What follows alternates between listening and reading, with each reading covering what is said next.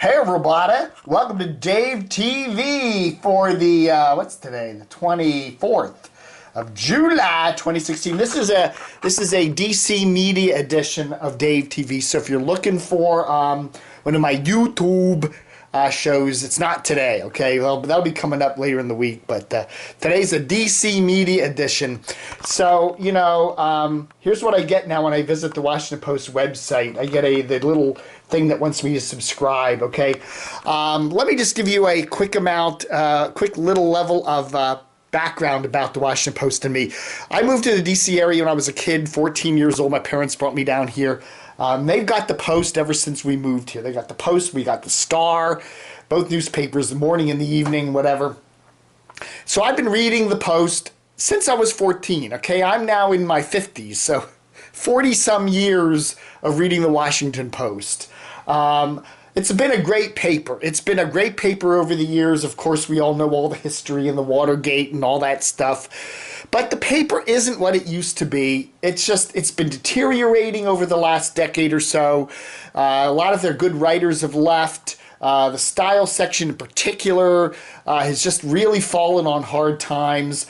I don't like the paper that much anymore. Jeffrey Bezos of Amazon bought it recently, and he's kind of turned it in.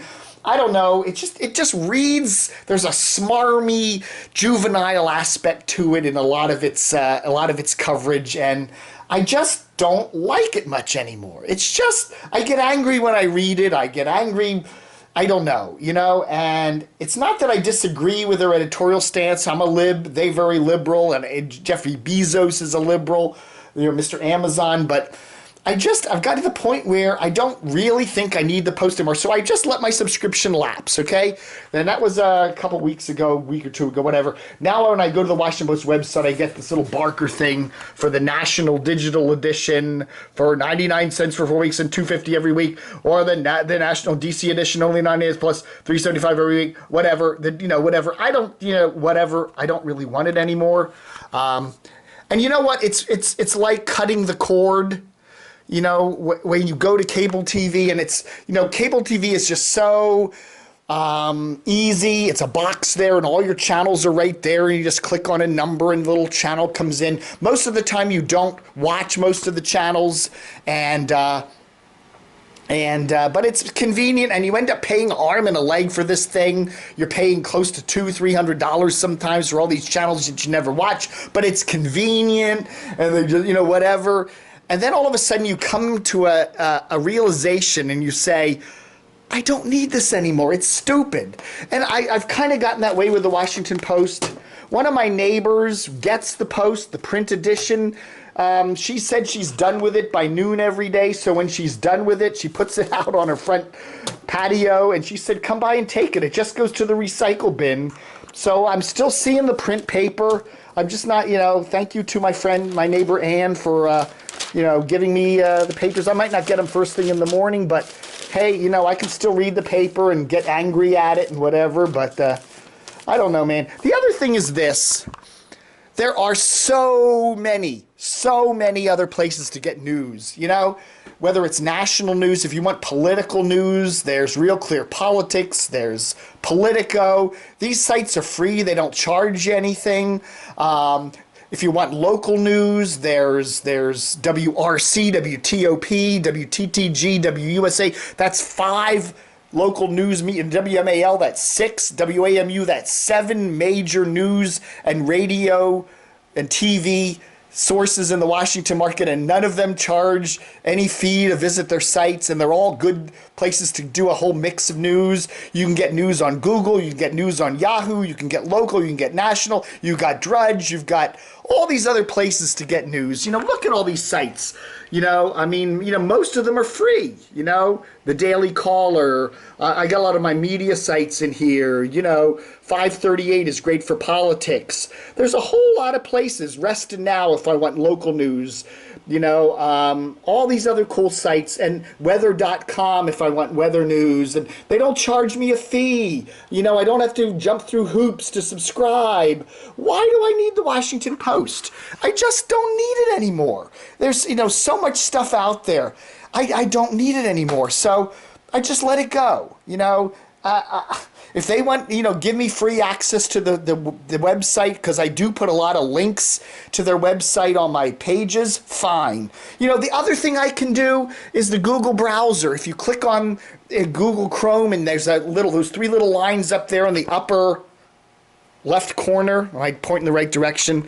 You hit the incognito mode and you can visit the Washington Post site and the New York Times site, the sites that charge money, and you can probably view quite a few pages before they hit you with a subscription thing. So, you can do a lot of things like that, even when it's a paid site.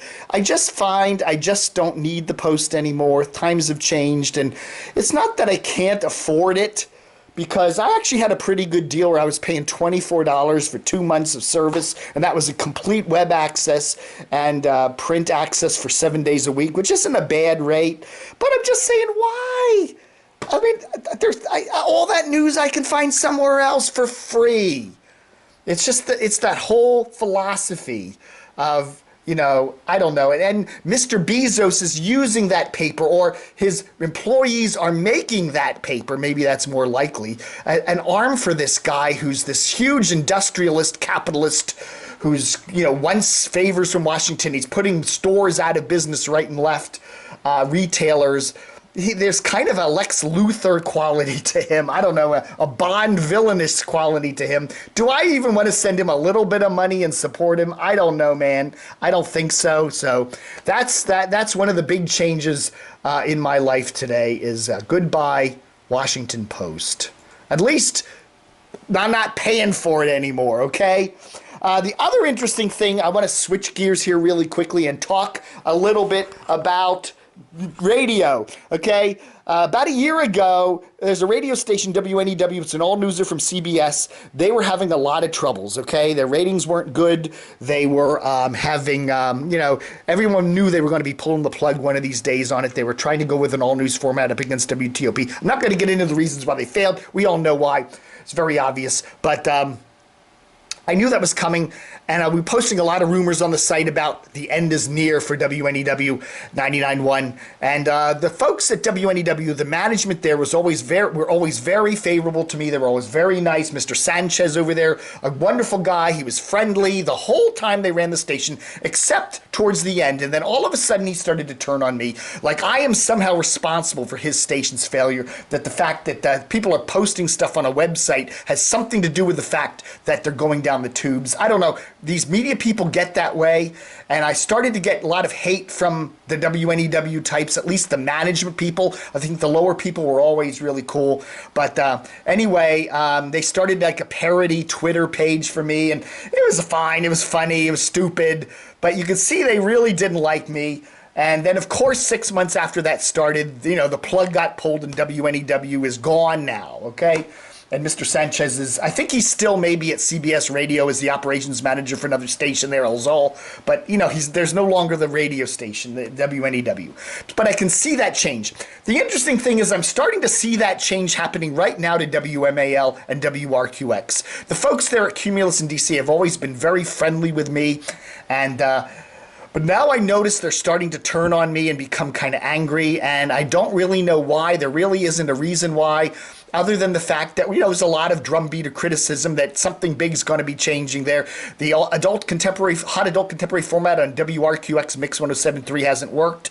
They fired Jack Diamond years ago. The ratings went down the toilet. They brought him back. The ratings still haven't recovered. Something big is going to have to happen there, probably an entirely different station on 107.3. WMAL, a news talker, a righty talker in a market when, in a year when there's a huge political news and Trump and Hillary and this whole thing, their ratings aren't doing very well. The morning show does okay, and I like Larry and Brian. I think they're cool cats. I don't agree with them on their politics, but I do think they do a good show. And the rest of the day is just pretty much plugged into the satellite, which is a shame. But still, WMAL's ratings overall haven't been great, okay? They're almost down there with WRQX in the 15, 16, 17 place range, And so I really feel like there's going to be some big changes coming to both of those stations soon, and I'm kind of been hinting at it a lot on DCRTV, and I noticed the management now starting to turn against me, and I'm seeing that same pattern that I saw with WNEW. So I would just say there's a good likelihood of some big changes coming. I don't think WMAL is going to change format, but you're going to see some changes there. You could very well see WRQX go to something completely new. They really need to do that. Not that anybody at the station right now is bad. It's just that they're up against too much competition. There's too many other stations like Wash and PGC and Fresh and Hot 99.5 that are doing the same thing and better. So that's what I'm saying. So warning sign up for WMAL, WRQX. I think big changes are going to come this fall. The management is starting to kind of teletype it to me. So by their actions, not their words. So, all right, folks. So that's my Dave TV for the 24th of July, 2016. Book them, Dano.